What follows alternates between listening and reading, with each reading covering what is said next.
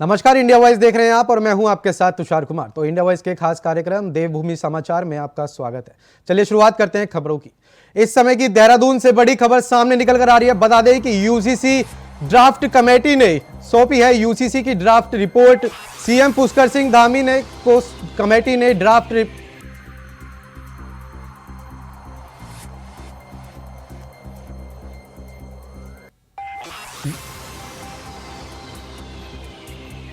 UCC draft को लेकर बोले मुख्यमंत्री पुष्कर सिंह धामी, पीएम के मार्गदर्शन में राज्य आगे बढ़ रहा है।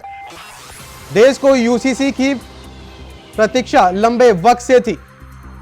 पीएम मोदी जनता का धन्यवाद करते हैं। सीएम, हम इस ड्राफ्ट की सभी औपचारिकता पूरी करेंगे, विधानसभा के विशेष सत्र में रखेंगे। बता दें कि यह सीएम धामी की तरफ से बड़ा बयान कहा गया है।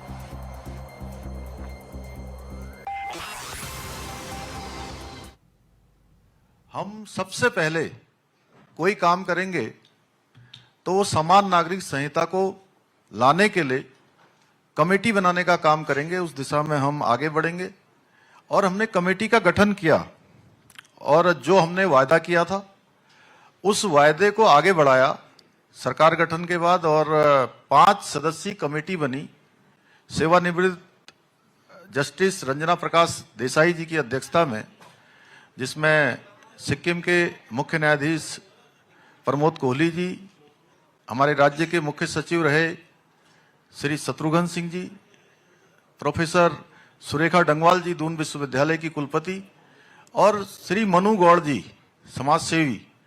इन 5 लोगों की कमेटी ने इस ड्राफ्ट को बनाने का काम किया है। विभिन्न स्थानों पर गए हैं और ये कमेटी फॉर्म होने के बाद इस कमेटी ने 2 और उप समितियां बनाई। 2 उप समितियां बनाएगी जिसमें कि इसका प्रारूप तैयार करने के लिए और एक जनसंवाद कार्यक्रम करने के लिए। और पहली जो बैठक हुई, हमने उत्तराखंड के सुदूरवर्ती क्षेत्र, जिसको पहले उत्तराखंड का क्या देश का अंतिम गांव कहा जाता था, हमारे प्रधानमंत्री जी ने उस गांव को प्रथम गांव की संज्ञा दी, माणा गांव। और माणा गांव से हमारे जो जनजातीय समूह के लोग थे उनके साथ संवाद हुआ और संवाद में लगातार पूरे प्रदेश के अंदर 43 स्थानों पर जन संवाद के कार्यक्रम हुए। लोगों से उनकी राय ली गई, उनके विचार जाने गए और उसके पश्चात वेब पोर्टल लॉन्च किया गया। और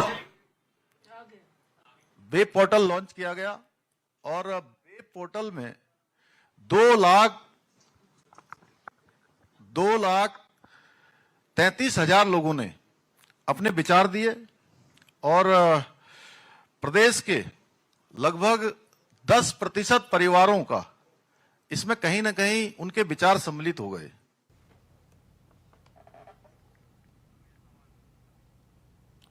तो इस समय अभय कैतुरा देहरादून से हमारे साथ जुड़ चुके हैं लाइव। तो अभय, यूसीसी ड्राफ्ट कमेटी ने मुख्यमंत्री पुष्कर सिंह धामी को यूसीसी का ड्राफ्ट सौंप दिया है, तो क्या लगता है कब तक ये कानून बन जाएगा?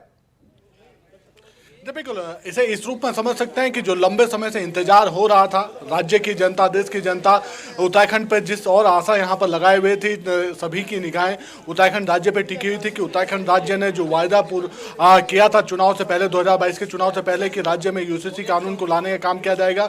उसके लिए जो विशेषज्ञ समिति बनाई गई थी, सुप्रीम कोर्ट की जो टाइट जज हैं जस्टिस रंजना देसाई, उनकी अध्यक्षता में जो 5 सदस्यीय कमेटी का गठन यहाँ पर किया गया था, वो काम यहाँ पर कर रही थी और उनकी तरफ से एक ऐसा ड्राफ्ट बनाने का काम यहां पर किया गया जो उत्तराखंड सहित देश के दूसरे राज्यों के लिए अब ये कह सकते हैं कि एक बड़ी मिसाल यहां पर बनेगा। उत्तराखंड राज्य ने जो काम यहां पर किया, सरकार को ये ड्राफ्ट यहां पर मिल चुका है। यूसीसी की जो कमेटी थी, विशेषज्ञ कमेटी, उनकी तरफ से ड्राफ्ट यहां पर सरकार को आज सौंप दिया गया है। सरकार के तौर पर ये कह सकते हैं मुख्यमंत्री पुष्कर सिंह धामी ने आज बड़ा ऐलान यहां पर किया है कि जो 5 फरवरी से जो विशेष सत्र सरकार का आहूत हो रहा है इस समय विधानसभा का, उस सत्र में सरकार की तरफ से इस विधेयक, इस ड्राफ्ट को विधेयक के रूप में लाने का काम वहाँ पर किया जाएगा, यानी सदन के पटल पर रखने का काम वहाँ पर किया जाएगा। और ये समझा जा सकता है कि इसके पहले जो अभी सरकार के पास जो समय है, तो उस समय के दौरान इसका पूरा परीक्षण यहाँ पर होगा। और सभी की अभी कह सकते हैं कि जो निगाहें उत्तराखंड राज्य में टिकी हुई थी, अब सब लोग ये जानने के लिए आतुर यहाँ पर दिख रहे हैं कि ऐसे ड्राफ्ट में कौन कौन से ऐसे संशोधन यहाँ किया गया है, कौन सा ऐसा कानून यहाँ पर होगा, ताकि सभी के अधिकारों का समान रूप से यहाँ पर संरक्षण हो सके। कोई ऐसी चीज़ यहाँ पर ना हो जिससे अलग अलग विधान के जो कानून या अलग अलग जो व्यवधान उत्पन्न होते हैं, जिनकी वजह से कई समाज में कई तरह की भ्रांतियाँ यहाँ पर रहती है, वो सब चीज़ें समाप्त यहाँ पर हो सके। तो ये समझा जा सकता है कि आज सरकार को जो ड्राफ्ट यहाँ पर मिला है, यूसीसी का जो ड्राफ्ट सरकार को मिला, उसका कानूनी परीक्षण अब यहाँ पर होगा। और उसके बाद इसको 5 फरवरी से जो विधानसभा का जो विशेष सत्र आहूत हो रहा है, उस सत्र के दौरान इस विधेयक को, इस कानून को सदन के एक्ट पर लाने का काम सरकार की तरफ से किया जाएगा। और ये भी समझा जा सकता है कि मुख्यमंत्री पुष्कर सिंह धामी ने जो वायदा 2022 के विधानसभा चुनाव से पहले जो किया था, वो वायदा आज पूरा करने का काम यहाँ पर सरकार की तरफ से कर लिया गया है। और अब उत्तराखंड राज्य देश का पहला राज्य यहाँ पर होगा जिसने अपना कहा हुआ वायदा पूरा किया, यूसीसी को लाने का काम यहाँ पर किया गया है। हम तो कुछ देर पहले ये कह सकते हैं कि सुप्रीम कोर्ट के जो एडवोकेट हैं अश्वनी उपाध्याय, जिनकी तरफ से 2015 में एक पीआई लिस्ट यूसीसी को लेकर दाखिल की गई थी, उनसे जब बातचीत हमने की थी तो उन्होंने साफ तौर पर कहा कि देश में यानी आज़ादी के बाद से ऐसा पहला मौका यहाँ पर आया है जिसके लिए धामी सरकार का आभार प्रकट किया जाना चाहिए। जो उन्होंने यूसीसी को लेकर जो वायदा किया था, उस यूसीसी को लाने का काम यहाँ पर किया है। जी अभय, यूसीसी को लेकर एक विशेष सत्र है जिसमें यह कहा जा सकता है कि मतलब विपक्ष की तरफ से क्या प्रतिक्रिया होगी उसको यूसीसी को लेकर? बिल्कुल, विपक्ष की तरफ से इस यूसीसी को लेकर अब भी ये कह सकते हैं कि आक्रामक रुख अपनाने का काम यहाँ पर किया जा रहा है। विपक्ष ये कह रहा है कि सरकार अगर इसे सदन के पटल पर लाना चाहती है तो सरकार को सबसे पहले मसौदा विपक्ष को भी यहाँ पर देना चाहिए, ताकि विपक्ष उन सब चीज़ों का अध्ययन यहाँ पर कर सके। लेकिन जिस प्रकार से अभी तक स्टाइल यहाँ पर रहा, तो ऐसा समझा जा सकता है कि विपक्ष इस ड्राफ्ट को लेकर भी अभी तक कई तरीके के आशंकित या कई तरह के सवाल खड़े करने का काम विपक्ष की तरफ से यहाँ पर किया जा रहा है। विपक्ष अब भी इसे एक मान के चल रहा है कि राज्य का विषय नहीं बल्कि केंद्र का विषय है, और केंद्र को ही इस यूसीसी को लाने का काम यहाँ पर करना चाहिए। यानी राज्य के बजाय केंद्र सरकार अगर यूसीसी लागू करने का काम करते तो फिर देश के सभी राज्यों में एक समान कानून यहाँ पर लागू हो पाएंगे। लेकिन जिस प्रकार से ये कह सकते हैं कि राज्य के अधिकार होते हैं, जो राज्य का अपना संविधान होता है, उसके हिसाब से कहा जा सकता है कि राज्य सरकार भी यूसीसी को बनाने का काम यहाँ पर कर सकती है, उसे लागू करने का काम यहाँ पर कर सकती है। और यही काम मुख्यमंत्री पुष्कर सिंह धामी की सरकार ने यहाँ पर किया है।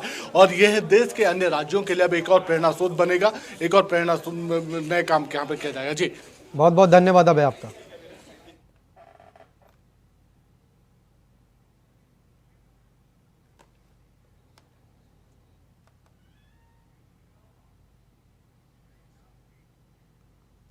यूसीसी को कानून बनाने की राह में राज्य सरकार आगे बढ़ रही है। बता दें कि भारतीय जनता पार्टी का विधानसभा चुनाव 2022 का मैनिफेस्ट पर पूरा होने जा रहा है। इसे भाजपा नेताओं ने भी आत्मविश्वास बढ़ गया है। बता दें कि पूर्व मुख्यमंत्री भगवंत सिंह कोश्रिया और कैबिनेट मंत्री गणेश जोशी ने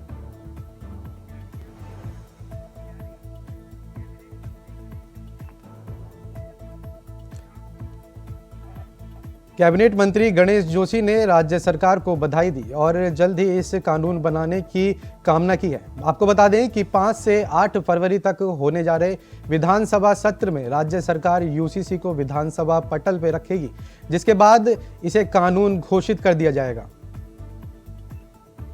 यूनिफॉर्म सिविल कोड सर, देखो ये इतने दिन से चर्चा का विषय है और इस पर इतना विवेचना हो चुकी है, इतनी चर्चा हो चुकी है और जनता उसके स्वागत के लिए बिल्कुल उत्सुक खड़ी है।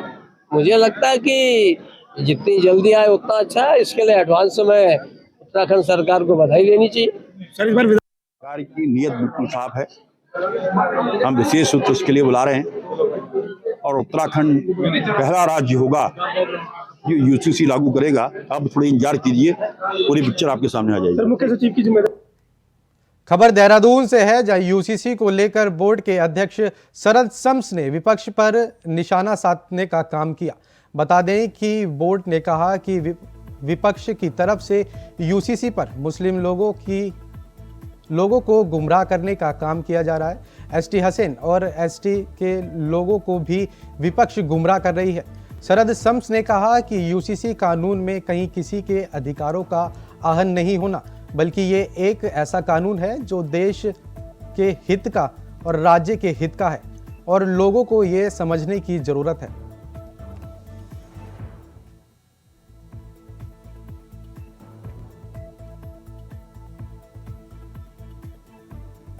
सबसे पहले यूसीसी को लाने का जो कमिटमेंट युवा मुख्यमंत्री पुष्कर सिंह धामी जी ने किया था, आज वो कहीं ना कहीं पूरा होता हुआ नजर आ रहा है।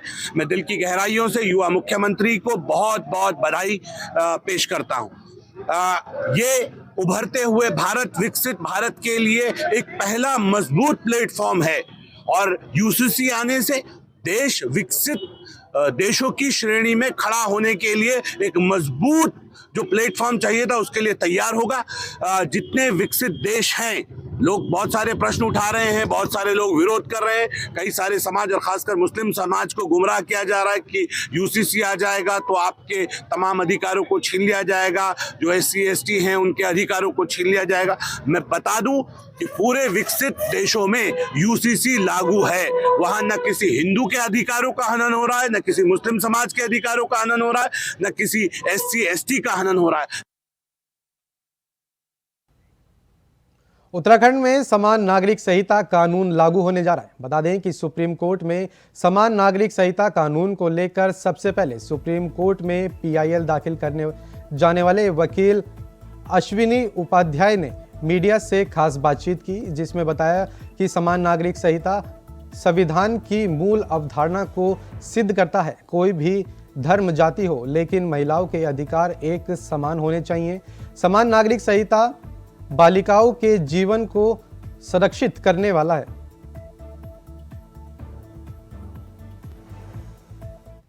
की क्या मंशा है, उनके मन में क्या चल रहा है, मुझे नहीं पता है। मैं तो संविधान का और कानून का विद्यार्थी हूं। भारत का संविधान आर्टिकल 44 ये कहता है केंद्र भी लागू कर सकता है, राज्य भी लागू कर सकता है। राज्यों पे लागू करने के लिए बल्कि मैंडेट भी है, कहा भी गया है कि स्टेट इसको लागू करे। तो स्वाभाविक सी बात है, उत्तराखंड में शुरुआत हो रही है, इसका स्वागत होना चाहिए। भाई, आजादी के बाद आज तक किसी भी राज्य ने इस पे कंक्रीट एक ड्राफ्ट नहीं बनवाया। उत्तराखंड की सरकार ने कमेटी गठित किया, उत्तराखंड की सरकार इस पे बाकायदा ड्राफ्ट बनवा रही है, ड्राफ्ट पे चर्चा भी करने जा रही है और पास भी करने जा रही है। तो कायदे से तो हरीश रावत जी को और जो भी कांग्रेस के नेता उनको आगे आके इसका स्वागत करना चाहिए कि देवभूमि उत्तराखंड से यूसीसी की शुरुआत हो रही है। तो ये अपने आप में एक अच्छा ड्राफ्ट बने और भारत के अन्य राज्यों के लिए एक मॉडल का काम करे, उसमें उनको मदद करना चाहिए, विरोध करने की बजाय या इफ एंड बट लगाने। खबर देहरादून से है, जहां विधानसभा सत्र 5 से लेकर 8 फरवरी तक किया जाएगा। बता दें कि उत्तराखंड सरकार की ओर से यूसीसी बिल 6 फरवरी को विधानसभा में पेश किया जाएगा। सत्र से पहले विधानसभा अध्यक्ष रितु रतोड़ी अध्यक्षता में कार्य मंत्री की बैठक में सदन सचिवालय करने के लिए एजेंडा तय किया जाएगा। सत्र से पहले दिन विधानसभा सदस्यों के निधन पर शोक व्यक्त किया जाएगा। बता दें कि जिसके चलते सदन में अन्य विधियां कार्य नहीं होंगी। वहीं कांग्रेस के उप नेता प्रतिपक्ष धुवन कापाड़ी ने कहा कि विधानसभा के सचिवालय का समय बढ़ा दिया जाएगा। विधानसभा सचिवालय नियमावली कहते हैं कि एक साल में 60 दिन का सत्र चलना चाहिए। सरकार की हालात ये है कि वह 5 साल में सिर्फ 60 दिनों का ही सत्र संचालित नहीं कर सकती।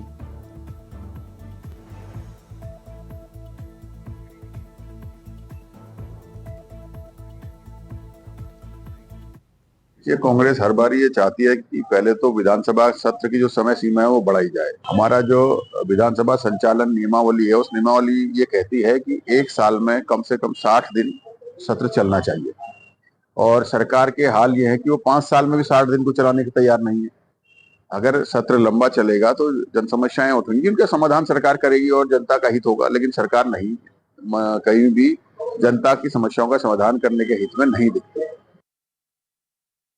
मुख्यमंत्री पुष्कर सिंह धामी ने अपने एक्स में लिखा कि केंद्र सरकार द्वारा अत्युदय अन्य योजना से जुड़े परिवारों के लिए चीनी सब्सिडी योजना को 2 साल के लिए बढ़ाने का फैसला सराहनीय है।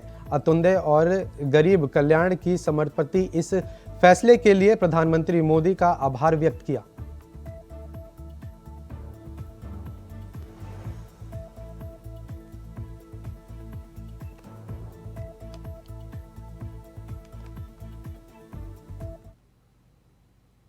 खबर देहरादून से है, जहां 5 लोकसभा सीटों में कार्यालय का शुभारंभ करने पहुंचे मुख्यमंत्री पुष्कर सिंह धामी ने कांग्रेस पर जमकर हमला बोला और कहा कि जनता ने सुशासन का साथ दिया है। सीएम धामी ने कहा कि जहां सोच भी नहीं सकते थे, साथ ही बीजेपी सरकार बनेगी, उन राज्यों में भी प्रचंड बहुमत से बीजेपी की सरकार बनने जा रही है। सीएम ने कहा कि हमने देखा है कि सुशासन को केंद्र की जनता ने किस प्रकार से प्रोत्साहन किया है। 3 राज्यों के चुनाव के परिणाम में मध्य प्रदेश में प्रचंड बहुमत से सरकार बनी, वहीं कुशाना वाले राज्य छत्तीसगढ़ और राजस्थान में कांग्रेस सरकार को जनता ने हटाकर कुशाना को प्राथमिकता दी।